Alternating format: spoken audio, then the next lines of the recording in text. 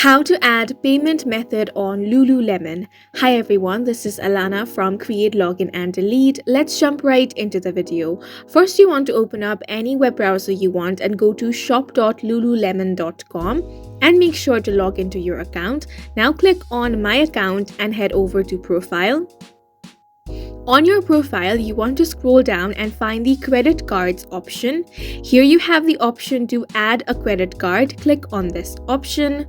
Once you do, this box is going to appear and you have to enter all of the details. Start by entering your credit card number. Then enter the expiry date of your credit card. After that, enter the name as it appears on your credit card. Then you are going to have to enter the billing address.